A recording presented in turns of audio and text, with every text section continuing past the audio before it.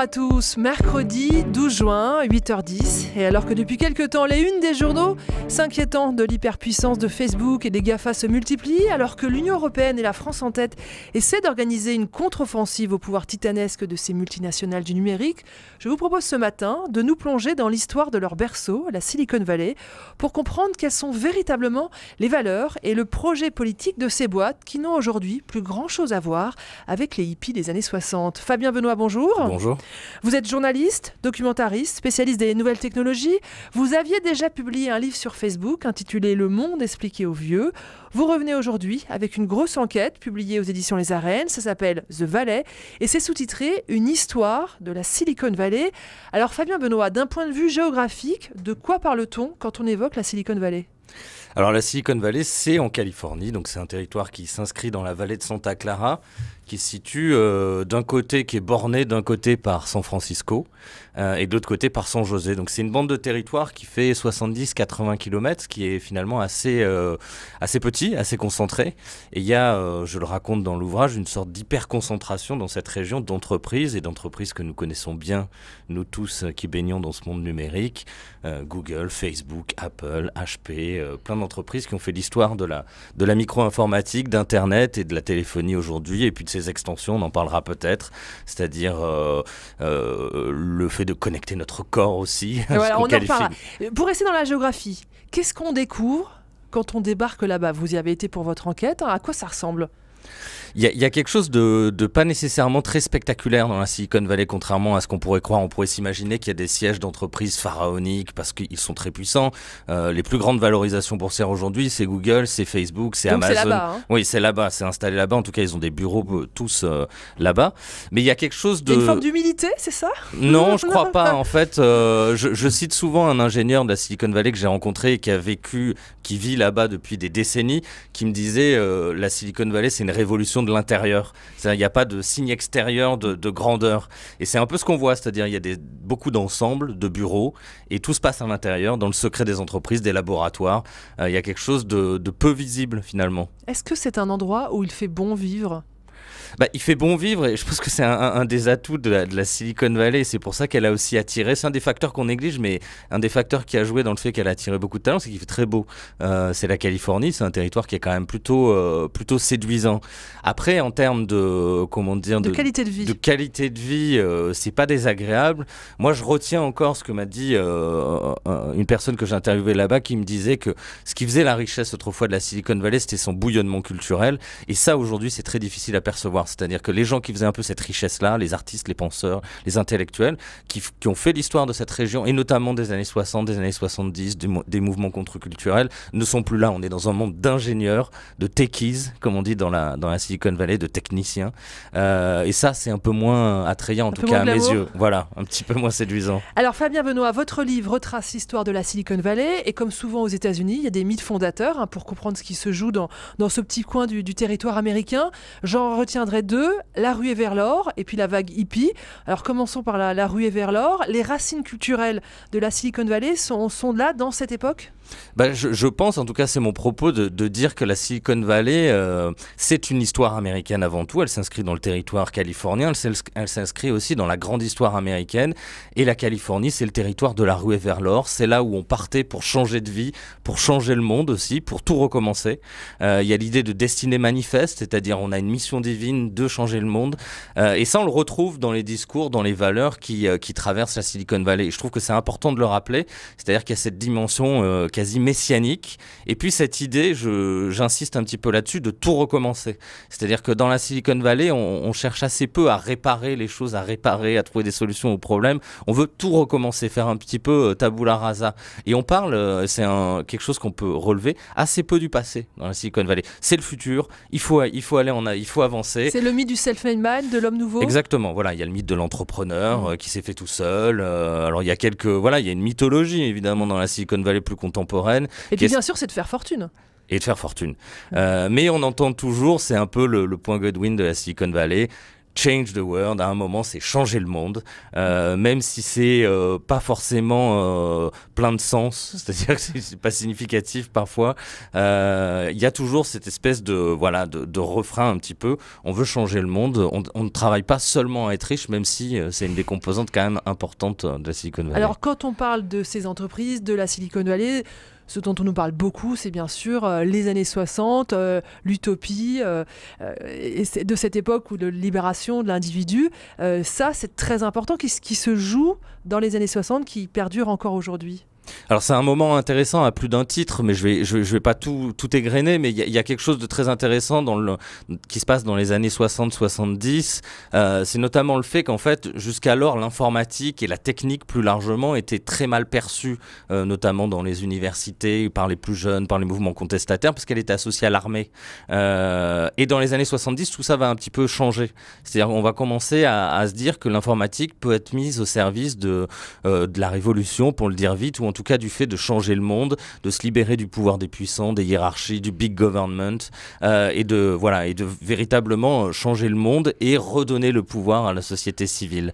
Ce qui est le deuxième point que je pourrais souligner, c'est qu'on a une image très, et ça se justifie, assez libertaire des années 60-70, c'est-à-dire la liberté en premier, la libération, ce genre de choses-là.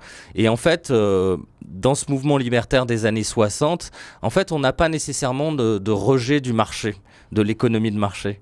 Et c'est en un sens le mouvement hippie des années 60 puis des années 70 qui va préparer un petit peu le grand marché que va être la micro-informatique dans les années 80 et surtout 90, et puis que va être Internet ensuite au moment de l'explosion vraiment du business Internet dans les années 90, puis plus franchement dans les années 2000. Donc il n'y a pas finalement de rupture, il y a une forme de continuité, c'est ce que j'essaie de raconter dans cet ouvrage. Mais finalement, aujourd'hui, cette idée de contre-culture, c'est devenu plus un alibi, un truc de marketing ? Oui, en fait, tous les signes, tous les symboles de la contre-culture ont souvent été récupérés par les entreprises de la Silicon Valley. Apple est un des emblèmes de ça, qui a dit nous, voilà, au début de l'histoire d'Apple, on fait de la technologie pour les outsiders, pour ceux qui sont en marge, pour ceux qui veulent changer le monde. Toutes ces valeurs ont été relativement recyclées. Et il y a quand je parle d'idéologie de la Silicon Valley, une des dimensions de cette idéologie que je trouve assez intéressante, c'est sa capacité à se travestir d'une certaine manière, c'est-à-dire à se parer d'atours cool, sympa, bienveillant. Ce serait une forme de capitalisme très cool qui traiterait bien ses employés. Finalement, en fait, c'est pas vraiment ça. On commence à s'en rendre compte. C'est-à-dire derrière, par exemple, la célébration de l'économie du partage. Pendant tout un temps, on s'est enthousiasmé devant ce phénomène-là. On a découvert finalement les ravages de l'ubérisation, c'est-à-dire le fait de battre en brèche les lois, les règles collectives, de ne pas forcément bien traiter les travailleurs. On se rend compte petit à petit de ça. Le vernis craquait. Et j'apporte peut-être ma petite touche. Et derrière, alors, une fois qu'on a gratté le vernis, qu'est-ce qu'il y a comme valeur ? Qu'est-ce que veulent ces gens ? L'argent, le pouvoir ? Je crois à une forme de sincérité quand ils disent qu'ils veulent changer le monde. Le problème, c'est qu'ils veulent le changer tout seuls. Et si je devais résumer à grands traits ce qui est aujourd'hui, pour moi en tout cas, l'idéologie de la Silicon Valley, je parle de la Silicon Valley, hein, pas du numérique, pas de toutes les initiatives qui se font partout dans le monde, mais de la Silicon Valley, je dirais qu'il y a une dimension très antidémocratique dans la Silicon Valley, dans la mesure où la Silicon Valley veut se débarrasser de la politique, entendue comme la délibération collective, c'est-à-dire ils veulent remplacer la politique par la technologie, par des solutions technologiques. Et depuis longtemps, et c'est le propos de mon ouvrage, il y a aussi une culture élitiste dans la Silicon Valley qui remonte à Stanford, qui remonte aux premiers entrepreneurs. Exactement. Et il y a cette idée qu'en fait, c'est quelques personnes, quelques dirigeants éclairés qui vont changer le monde à eux tout seuls. Et on a le sentiment, quand on discute avec des gens dans la Silicon Valley, qu'on n'a pas vraiment notre mot à dire. Et d'autre part, si je devais accoler un deuxième adjectif à cette idéologie de la Silicon Valley, je dirais qu'elle est antisociale. C'est-à-dire, elle ne considère pas l'idée de société, elle considère l'individu. Elle est très individualiste. C'est-à-dire, c'est la communauté des individus et pas la société, ce qui est sensiblement différent. Et elle se défie, je le répète, des règles collectives, de l'État et des lois. Il y a cette idée de la disruption, c'est pas autre chose, c'est-à-dire c'est trouver des failles juridiques, trouver des moyens de circonvenir un petit peu les règles collectives. Fabien Benoît, quand vous voyez Mark Zuckerberg qui est reçu à l'Élysée comme un chef d'État, qu'est-ce que cela vous inspire ? Mark Zuckerberg, le patron de Facebook. Hein. Il y a quelques années, quand j'avais écrit mon petit opus sur Facebook, je comparais Facebook à un État. Je ne sais pas si c'était visionnaire, d'ailleurs je ne pense pas que j'étais le seul à le dire, mais en tout cas, il y a presque une confirmation de ça. On voit que Facebook aujourd'hui veut créer sa monnaie, ce qui risque d'être un tremblement assez conséquent, quoi. C'est-à-dire créer sa devise, considérant que Facebook a des milliards d'utilisateurs, qu'il est devenu incontournable, qu'il influence des élections. Voilà, ça fait d'une certaine manière sens. Après, la question qu'on peut se poser, c'est est-ce que cette situation doit perdurer? C'est-à-dire... Mais d'abord, pourquoi ça marche? Pourquoi est-ce qu'on est sous le charme? Pourquoi ils ont réussi à se rendre indispensable? Alors il y a beaucoup de choses à dire, c'est-à-dire que Facebook et les GAFAM et les grandes entreprises de la Silicon Valley ont mis en place un système, on parle souvent d'économie de l'attention, qui stimule nos instincts, nos faiblesses psychologiques, nos émotions, et qui fait qu'on en devient assez rapidement addict ou en tout cas dépendant. Donc c'est déjà un facteur assez important. Après il y a le plaisir tout simple, hein, je pense, de se retrouver, de partager des choses, ça qui est dans l'ADN de notre nature humaine, mais il y a ce côté très addictif aussi, quoi, qui est très important et qui commence à être révélé, dévoilé. Bruno Patino a récemment écrit un bouquin là-dessus qui s'appelle La civilisation du poisson rouge, qui vient rappeler qu'en fait c'est des mécanismes de captation de notre attention, et c'est vrai qu'on devient parfois des utilisateurs hyper compulsifs de ces applications-là. Dans votre livre, vous dénoncez le terme de révolution numérique. Vous dites que ce n'est pas une révolution, c'est une contre-révolution, et même c'est une régression.